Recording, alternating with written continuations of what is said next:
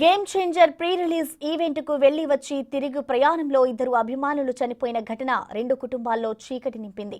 మృతి చెందిన వారి యువకుడు మణికంఠ మేఘ కుటుంబానికి వీరాభిమాని. మణికంఠ మృతితో అతడి తల్లి బాధ వర్ణతాతీతంగా ఉంది. ఆమె కన్నీరు మున్నీరుగా వినిపిస్తోంది. ఇంజనీరింగ్ చదువుతున్నాడు బాబు, డిప్లొమా బీటెక్ చదువుతున్నాడు బాబు చేబోల్లో కాలేజీలో. అలాగే నా కొడుకు సాఫ్ట్వేర్ ఇంజనీర్ అయ్యారు బాబు, చదువుకుంటా ఉద్యోగం చేసుకుంటున్నాడు ఆయన. శనివారం సెలవు వచ్చింది బాబు.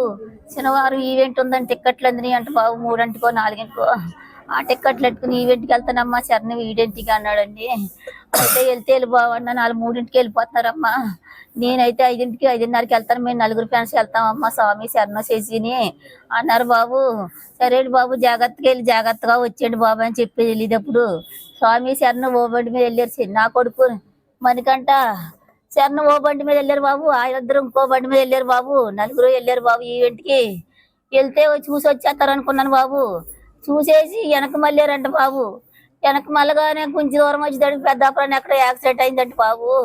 నా కొడుకు యాక్సిడెంట్ లో లారీ గుద్దేసి వెంటనే పాటలో చచ్చిపోయారంట బాబు. నా కొడుకు వెంటనే చచ్చిపోయాడంట బాబు. సన్నో గంటుండి బాధ అన్ని పడ్డాడంట బాబు. కీలికి ఇరిగిపోయి అంట బాబు. నా కొడుకులు ఇద్దరు ఫ్రెండ్స్ అమ్మో జట్టుగాళ్ళు జట్టుగా వెళ్ళారు బాబు. జట్టుగా వెళ్ళి ఇద్దరికి ఒకలాగా చచ్చిపోయారు బాబు. లారీకి తడిపోయో ఈవెంట్కి వెళ్ళకపోతే బతుకునమ్మో బాబు.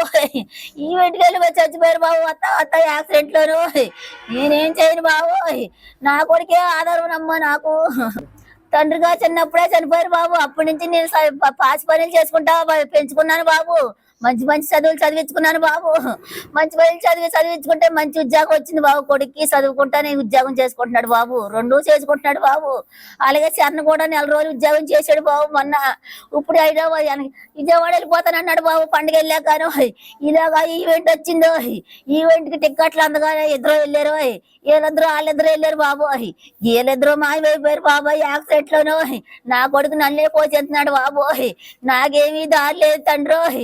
ఇంటికి వస్తాడు అనుకున్నాను బాబు. తెల్లవారులు ఫోన్ చేస్తున్నాను బాబు. ఫోన్ ఎత్తలేదు ఆయన. చచ్చిపోయి 9:30కే చచ్చిపోయాడంట బాబు. ప్రాణం పోయిందంట. శరణం గంట పోయాక ఆడి ప్రాణం పోయిందంట బాబు. నేనేం చేయనమ్ము. ఇద్దరు నా కొడుకులు ఆటోలే బాబు. ఆడు కొడుకే ఈడు కొడుకే బాబు. ఇద్దరు నా కట్ట సొక్కలన్నీ చూశారు బాబు. నా కొడుకు అంట పోయింది బాబు. నా కొడుకు ఇద్దరు మట్టిలో కలిసిపోయారు బాబు. నా కొడుకు వజ్రాలమ్మో చాలా మంచి కుర్రాడు అమ్మో. మంచి ఉద్యోగం చేస్తున్నాడు బాబు, సాఫ్ట్వేర్ ఇంజనీర్. నా కొడుకు హైదరాబాద్ వెళ్తే ఇంకా మంచి ఉద్యోగం వస్తుంది అన్నాడు. అమ్మ నాకు వద్దు, అప్పుడే పండుగలకి వెళ్ళి కానీ 10 సంవత్సరం పోయే కన్నానే ఇలాగనే దేవుడు తీసిపోయేద్దరు నా కొడుకు. మణికంఠ చిన్న వయసులోనే తండ్రి చనిపోవడంతో తల్లే అతడికి అన్ని విధాలుగా అండగా నిలిచింది. కూలీ పని చేసి పిల్లలను పోషించింది. మణికంఠ డిప్లొమా పూర్తి చేశాడు.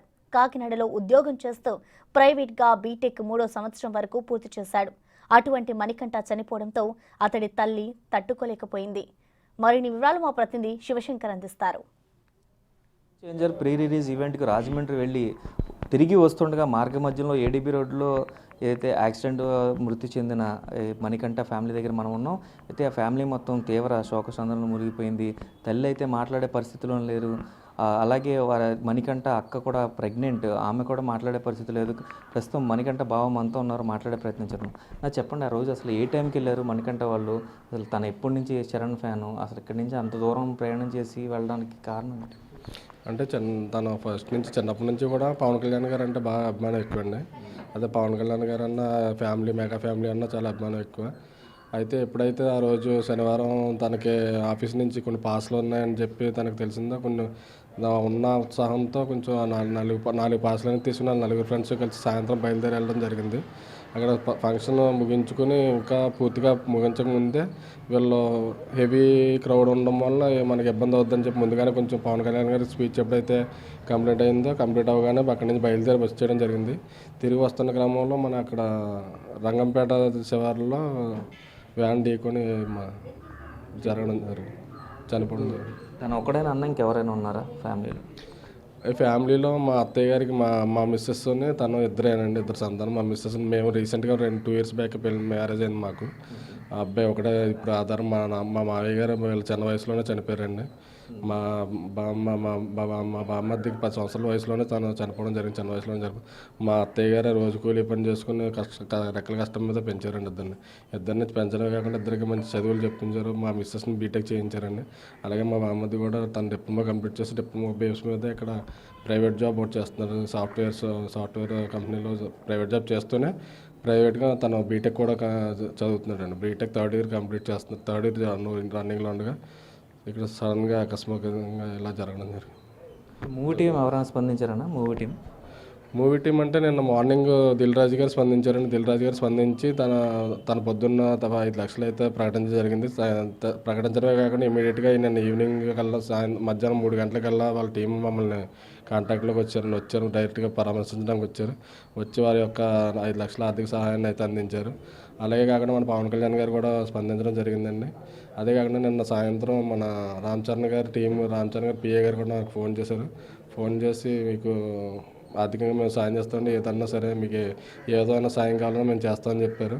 పవన్ కళ్యాణ్ గారు స్పందించిన వెంటనే మన సాయంత్రం మా కాకినాడ ఎంపీ అయినటువంటి మన టీటైమ్ ఉదయ్ గారు, శ్రీనివాస్ గారు మా ఇంటికి వచ్చారండి. వచ్చి ఆయన 5 lakhs చెక్ ఇవ్వడం అంటూ జరిగింది. అన్ని పరాలుగా ఇప్పుడు ప్రభుత్వ పరంగా కానీ జనసేన పార్టీ పరంగా కానీ అన్ని విధాలు మాకు తోడుంటామని చెప్పారు. అలాగే మా కాకినాడ రూరల్ ఎమ్మెల్యే అయినటువంటి పంతొమ్మిది నానాజీ గారు కూడా ఆయన ఆరోగ్యరీత్యా కొంచెం హైదరాబాద్ హాస్పిటల్లో ఉన్నాను, నేను మిమ్మల్ని డైరెక్ట్గా వచ్చి కలవలేకపోతున్నానమ్మా, నేను రాగానే మిమ్మల్ని కలుస్తాను, మీకు ఎటువంటి సాయం కావాలో చేస్తాను, మీరు ఎటువంటి మీకు అభయం ఇచ్చారండి ఆయన, ఎటువంటి సాయం కావాలన్నా చేస్తానని చెప్పి.